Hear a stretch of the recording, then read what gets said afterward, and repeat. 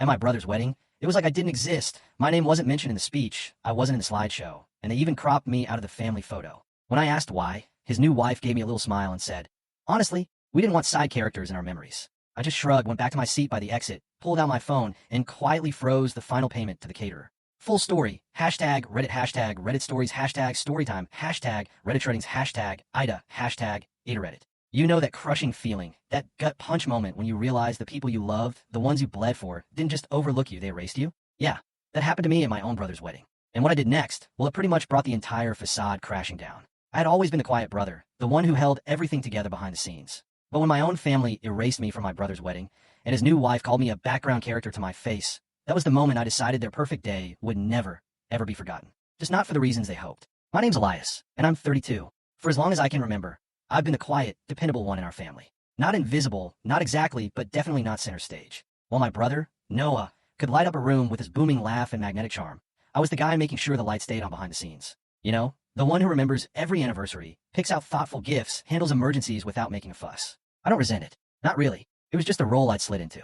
Or maybe the one no one else wanted. Noah and I were never close. Not in that dramatic, shouting match kind of way. Just distant. He was the golden boy growing up. Star quarterback, homecoming king, the whole package. I was the academic, the quiet achiever. Our parents loved us both, sure, but it was always obvious who they admired. I learned early on that it was easier not to compete. So I supported him. I clapped the loudest at his games. I helped him cram the night before finals. I lent him my car whenever his was in the shop. That was just our dynamic. When he got engaged to Serena, I didn't expect to be the best man. I didn't even expect to be in the wedding party. To be honest, I'd met her a few times, enough to know she was sharp, confident, and meticulously image conscious. She had this way of scanning a room that made you feel like she was mentally critiquing everything. The table settings, your shoes, the way you held your glass. I got the distinct sense she tolerated me more than she actually liked me. Still, when Noah called me last year and said, "Hey man, I know you're not big on crowds, but I'd love for you to help at the wedding," I smiled and said, "Of course." I figured he meant logistics, some tech setup or something. I'm good at that. What I didn't realize was that help meant handling the entire catering contract. They were planning this swanky, 200-guest wedding at a vineyard 2 hours out of town.